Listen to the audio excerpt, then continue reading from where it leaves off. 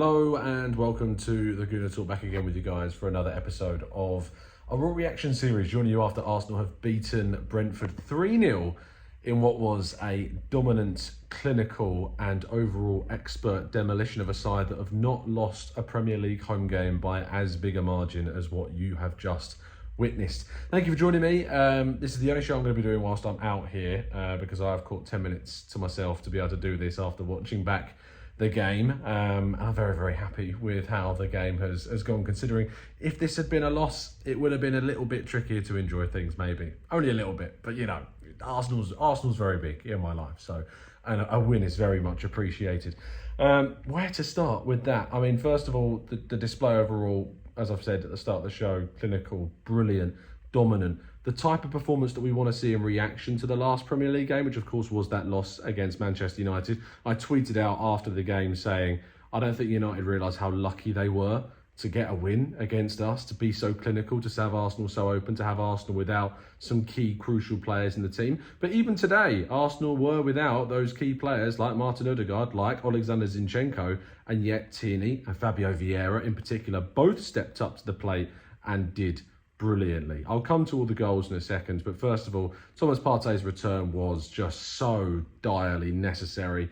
You think about how dominant he is in the midfield, his composure on the ball, his passing, his progression, his control. If you don't feel as though Thomas Partey had the best game, what I would do is recommend on going back and watching the game and just watch Partey. You then recognise how important he is for this game. One of the frustrations for me watching it was listening to the commentary kind of play down, in a way, their performance and Brentford's performance, saying Brentford haven't really turned up. This isn't the Brentford side we're kind of used to.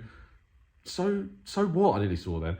So what? Arsenal have been brilliant in this game. They've shut them down. They did absolutely fantastically to be able to quell any type of threat, stopped any balls going into the box, and every single time Brentford got the ball back, Arsenal were on them. Arsenal were harrying them. Arsenal were battering them, winning the ball back as high up the field as possible, not allowing them to get any balls in behind. When they had the ball in their own defensive third, they could not escape. And that was the type of play that I've wanted to see an Arsenal side produce for so many years. Specifically talking about how Pep Guardiola in particular kind of reacts to things and how he taught rather his Barcelona team to be so dominant on the ball, win it back high up the pitch, don't give the opposition any space.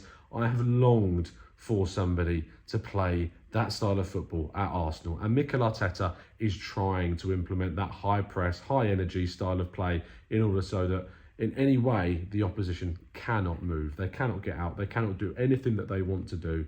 And we managed to do that against the Brentford side that have had some massive games. Not only that, that before this game, and potentially even after, I'm pretty sure not after now, but before this weekend, Brentford were the third highest scoring home side in the Premier League. And Arsenal have come into this fixture and kept a clean sheet. We've not managed to do that in a number of games. Obviously conceded against Leicester, conceded against Fulham, conceded against Man United. We've needed to try and keep a clean sheet for a while. And Zurich as well, we conceded against them too. So keeping a clean sheet was massive. Any William Saliba owners in their FPL are going to be buzzing.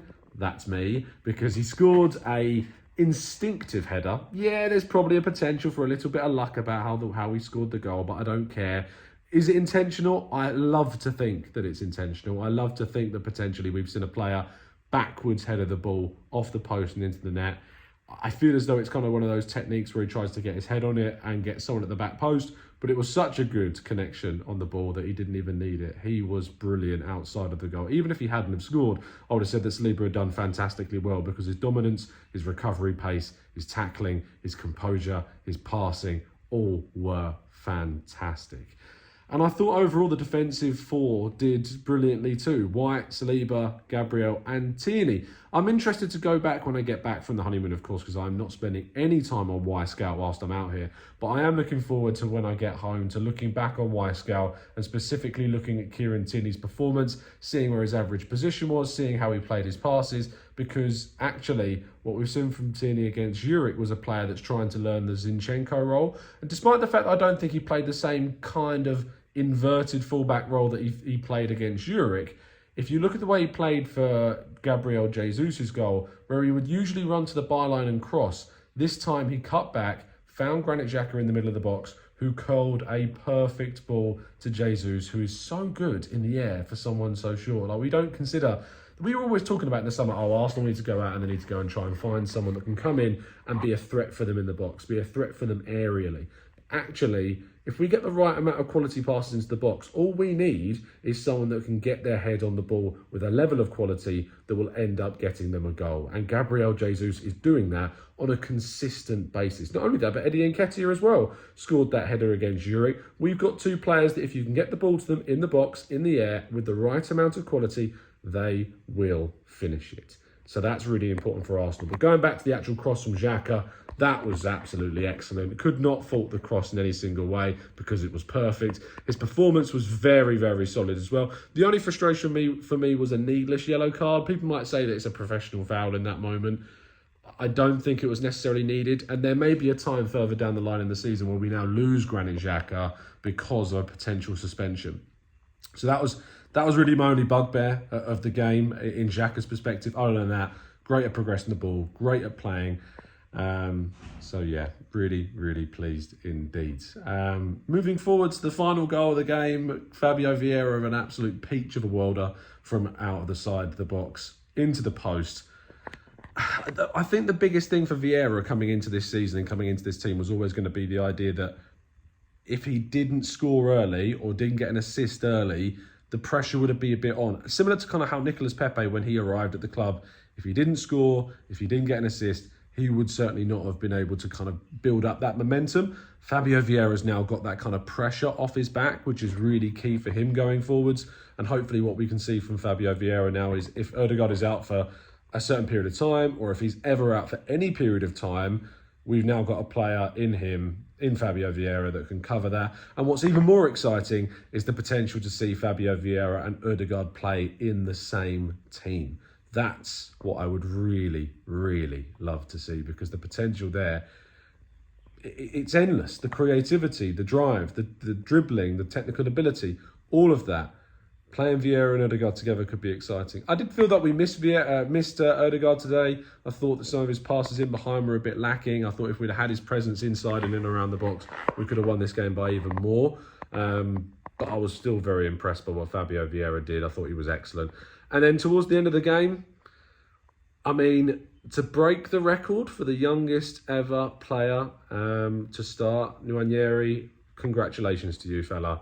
He's only 15. He's got school in the morning, but brilliant. I mean, I think that's one of my biggest criticisms of Arteta in the past, is I don't think he's given enough opportunities to young players when he could have done from the bench in moments where you think, we're 3 or 4 goals up by this point. Surely we can get this player coming off the bench, give him some minutes, give him some time. He's not done that. So actually, hearing this now and seeing Nwaneri come off the bench and play when I'd say 99% of Arsenal fans don't really know who he is. I'm going to be very honest, I barely know who the guy is. And I try to do my fair duties in terms of the youth teams and stuff, but he's not really crossed my field. I know he's got an appearance at the under-21s. I know he's played a number of times for the under-18s, and he's quickly accelerating through the plans, and he trained this week with the senior side, but this kid could be something special. I'm looking forward to doing a little bit more research and delving into who exactly he is, what he could bring. Potentially one for a tactical breakdown after I return from my holiday.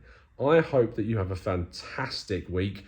I hope you enjoy the content that we've got coming for you. Remember that we are doing shows every single morning at 8 a.m. They've all been pre-recorded. They're all before the Brentford game, of course, because I didn't know what the scoreline was before I did those. But I hope you appreciate all the work and effort that's gone into doing those. You're not going to hear again from me until I come back on the 30th of this month. I hope you enjoy yourselves. I'm going to go enjoy myself now. But it's been a genuine pleasure as always. And as always, up the Arsenal.